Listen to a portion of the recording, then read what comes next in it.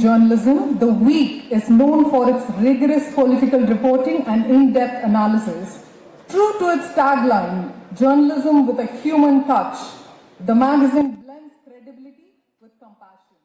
I now invite Manian, Chief of Bureau Chennai, The Week, to deliver the welcome address.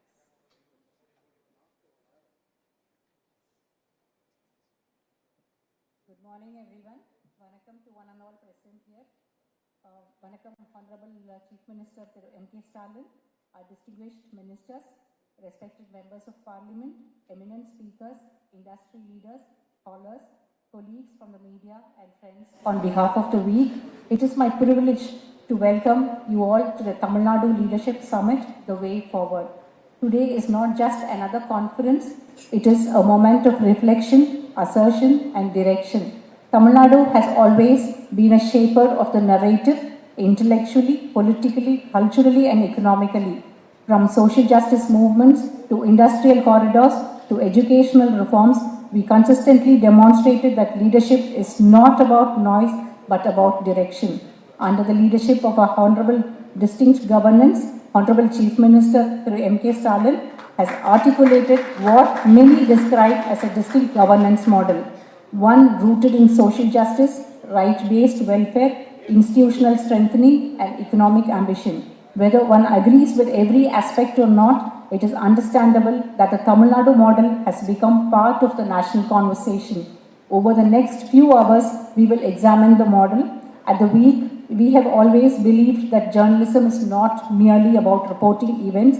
It is about convening conversations. It is about creating spaces where ideas can be tested, challenged and refined. We are grateful to the Honorable Chief Minister of Tamil Nadu for joining us today and setting the tone for the discussions ahead. It is my honor to formally welcome you, sir, to the gathering, to the Tamil Nadu Leadership Summit, The Way Forward, on behalf of the week. I extend a warm welcome to Thiru P. Chidambaram, our Rajya Sabha member and former Union Minister, Thiru Arvind Subramaniam, a former economic advisor to the Tamil Nadu Leadership Summit. During the day, we have speakers lined up from across the country. I welcome our Lok Sabha member and DMK Deputy General Secretary Kanimozhi Karunanidhi, who will join us in the afternoon. Our Rajya Sabha member, Thiru John Brittas from Kerala, actor, producer, director and Rajya Sabha member Thiru Kamal Hassan, our South Chennai MP, Ms. Tamarachi Tangapaniyan, members and ministers Thiru Anbil Mahesh Poyamali, Thiru Palnivel Tyagarajan, eminent personalities, industrial experts and my dear civil service aspirants, students from across Tamil Nadu. I would also like to welcome our Deputy Chief Minister, Thiru Udayanithi Stalin, who has graciously agreed to be with us for the valedictory session. Once again, I welcome everyone and all to this August gathering.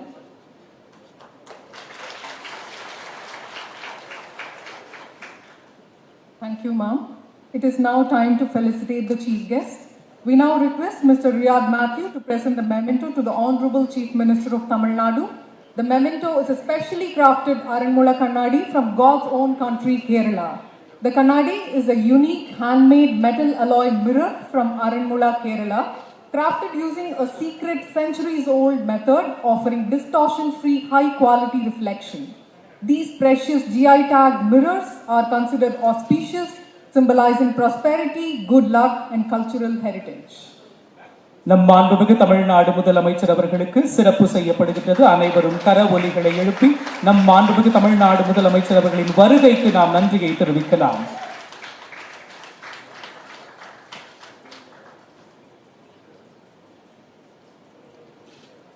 Thank you, sir. கடந்த 5 ஆண்டுகளில் மாண்புமிகு தமிழ்நாடு முதலமைச்சர் அவர்கள் தலைமையில் தமிழ்நாடு எந்தெந்த துறைகளில் எப்படியெல்லாம் வளர்ச்சி அடைந்துள்ளது என்பது குறித்தும் இந்த வளர்ச்சிக்கான காரணிகள் குறித்தும் விளக்குகிறது நாம் பார்க்கவிருக்கும் காணொளி. Tamil Nadu has turned into a national role model and reinforces its South Indian leadership in all sectors, social, economic and intellectual. We will now watch a short film showcasing Tamil Nadu's growth path in various fields. Tamil Nadu stands today as one of India's leading economic engines, clocking a double-digit growth rate and reinforcing its position as a powerhouse of development. With a diversified economy, robust infrastructure, and an evolving governance framework, Tamil Nadu has emerged as a national leader in economic progress and inclusive growth. At the heart of this phase is the Dravidian model of governance under Chief Minister M.K. Stalin. The upward climb has been steady. In 2012-13, growth stood at 5.3%. Cut to 2024-25, and the real growth rate is 11.19%. The gross state domestic product at current prices has risen from 26.88 lakh crore to 31.19 lakh crore, which is a 16% expansion in just 1 year. Among major states, this is the fastest pace of growth. At a time when the national average is 6.5%, Tamil Nadu has surged ahead. Exports are powering this momentum. Total merchandise exports have nearly doubled from $26.15 billion in 2020-21 to $52.07 billion in 24-25. Electronics, automobiles, textiles. Electronics exports alone have reached $14.65 billion, accounting for over 41% of India's total electronics exports. Industrial strength remains the backbone. Tamil Nadu hosts 40,121 factories and employs 24.75 lakh factory workers, ranking first in the country.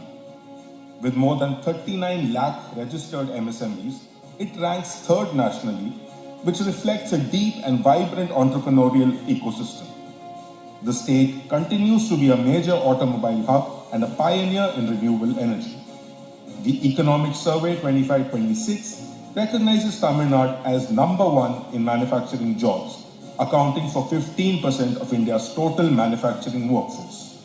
It describes Tamil Nadu as a state that builds ecosystems, not isolated factories.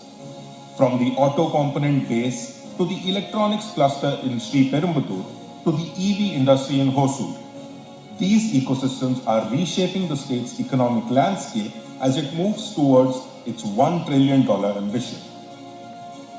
And the growth is not confined to the major cities. Tidal neos are now spread across several parts of Tamil Nadu.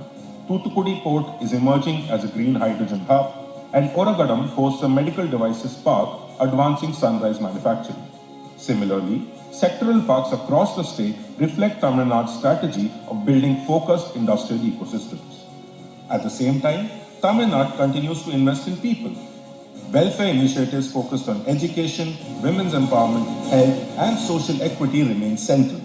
The Chief Minister's Breakfast Scheme serves over 19.34 lakh students. Tamil Pudalvan supports 5.40 lakh boys, while Pudumai Pen benefits 6.95 lakh girls.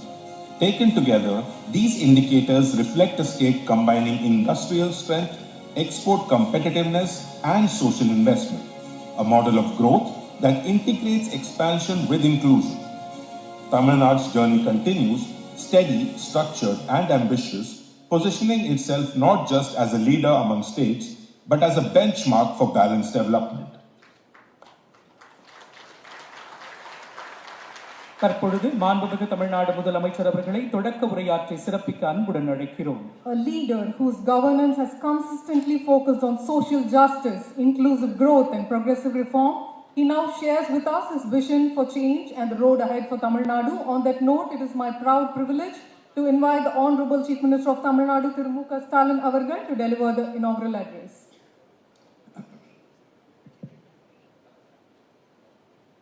அன்புள்ள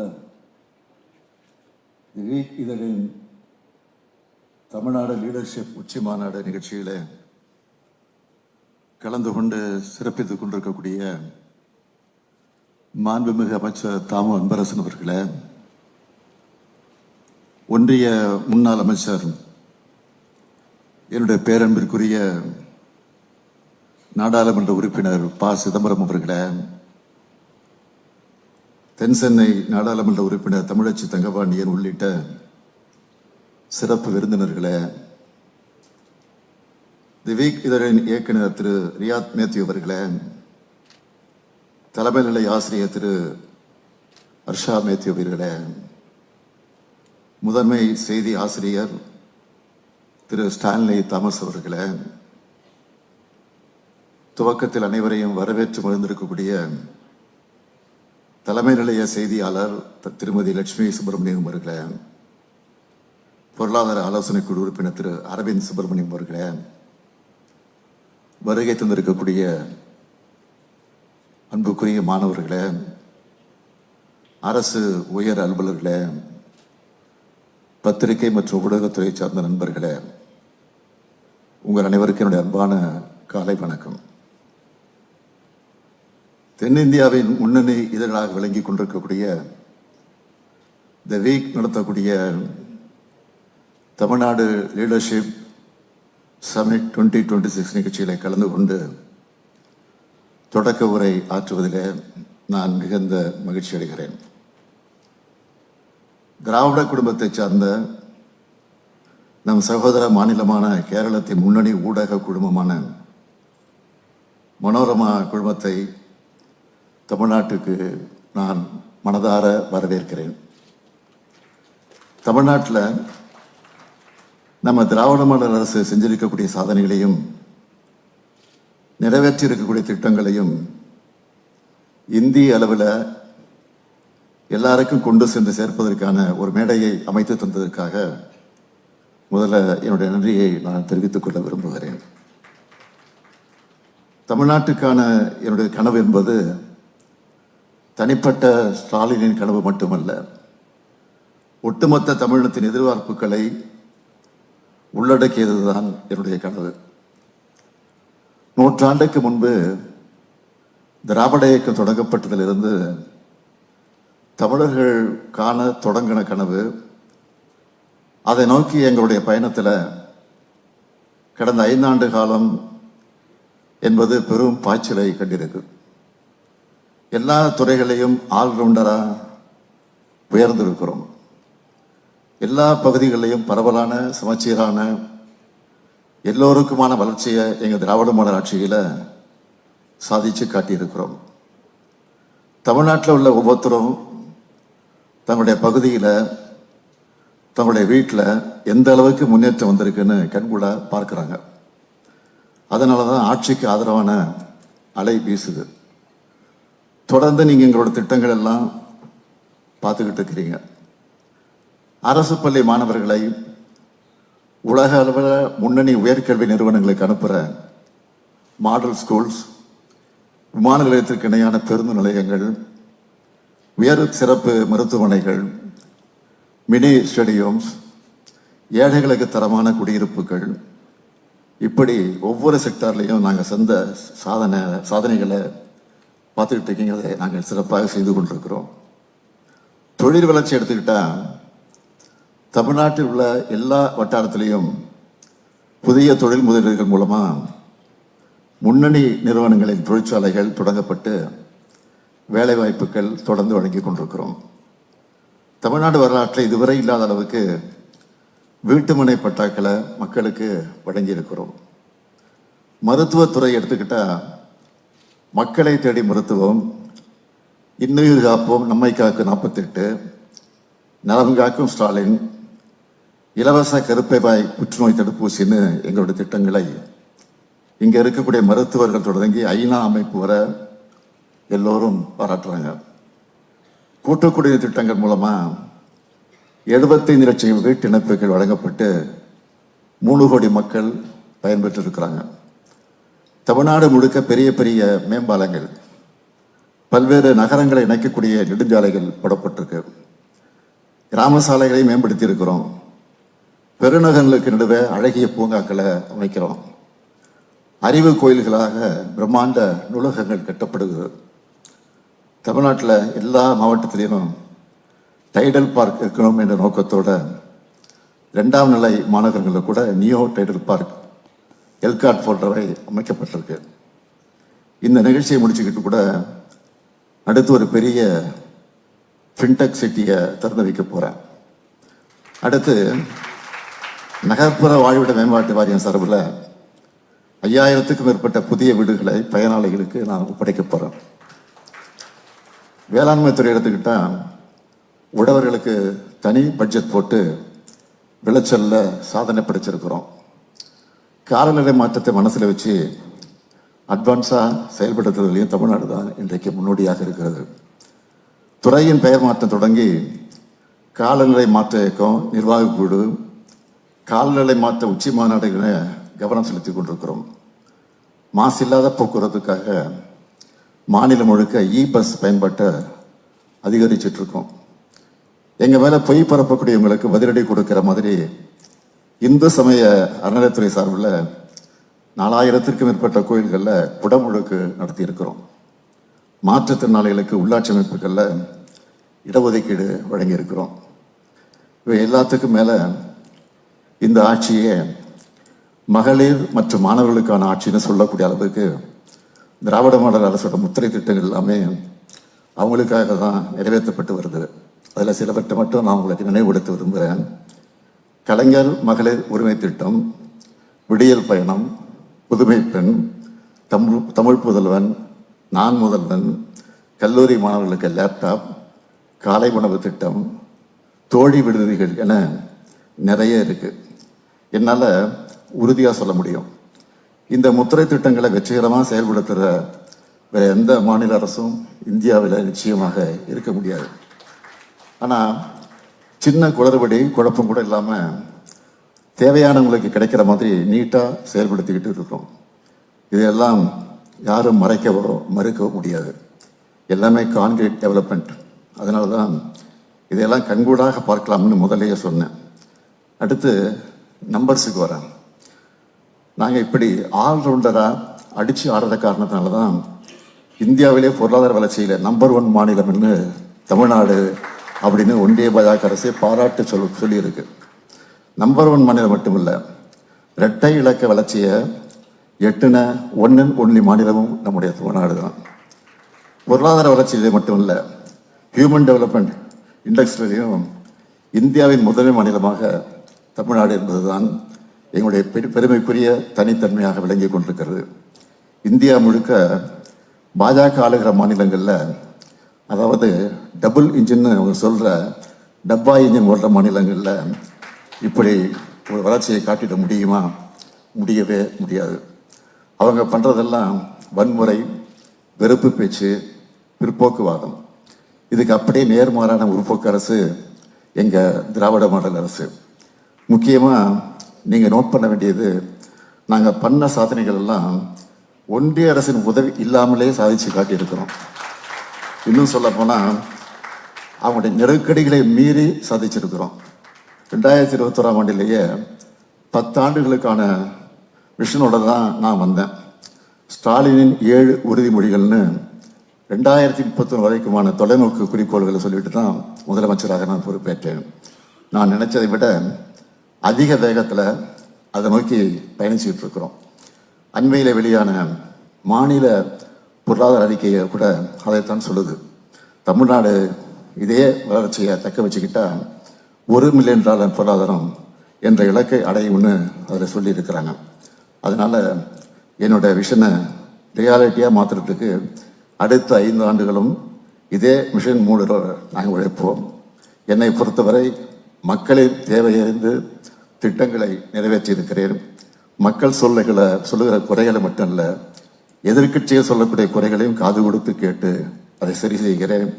நேற்று மதுரை வந்த மாண்புமிகு பிரதமர் மோடி அவர்கள் மதுரை வாயில் துறைமுக மேம்பால பணிகள் தாமதம் குறித்து குற்றச்சாட்டி அதை குறிப்பிட்டு பேசியிருக்கிறார். அவர் கூட்டணி வச்சிருக்கக்கூடிய அதிமுக தான் இந்த திட்டம் வரக்கூடாதுன்னு ஏற்கனவே தடை வாங்கினாங்க, வழக்குடன் வாதாடினாங்க. இந்த பணிகள் நாங்கள் இந்த ஒன்றிய அரசுகிட்ட சொல்லி இப்போதான் தொடர்ந்து நடந்துகிட்டு இருக்கு. திமுக ஆட்சி என்றால் வளர்ச்சி, வளர்ச்சி என்றால் திமுக ஆட்சி. இது தமிழ்நாட்டு மக்களுக்கு நன்றாக தெரியும். இருந்தாலும் பிரதமர் மோடி அவர்களுக்கு சொல்ல சாதனைகள் இல்லாத காரணத்தால் தான் தேர்தல் நேரத்தில் பொய்யை அவிழ்த்து விட்டு இருக்கிறார். இதை விட பெரிய காமெடியும் நேற்று மேடையில் அவங்க பேசும்போது நடந்துச்சு.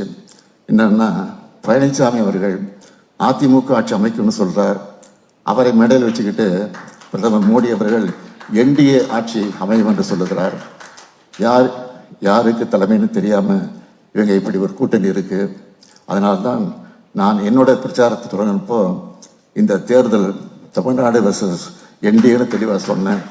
இதை நான் சொன்னப்போ சில கேள்வி எழுப்பினாங்க. ஆனால் பிரதமர் மோடி அவர்களும் உள்துறை அமைச்சர் அமித்ஷா அவர்களும் ஒவ்வொரு முறை தமிழ்நாட்டுக்கு வர்றப்பவும் நான் சொன்னதை தான் உறுதிப்படுத்திட்டு போகிறாங்க. தமிழ்நாடு அணியா டெல்லி அணியா என்ற இந்த தேர்தலில் நிச்சயம் தமிழ்நாடு வெல்லும். அந்த திராவிட மாடல் 2வில் எங்கள் ரெக்கார்டை நாங்களே பீட் பண்ணுவோம். இந்த இனிய நிகழ்ச்சியில் என்னுடைய கருத்துக்களை பகிர்ந்து கொள்ள வாய்ப்பை ஏற்படுத்தி தந்திருக்கக்கூடிய திவே குழுமத்திற்கு நன்றி கூறி விடைபெறுகிறேன். நன்றி.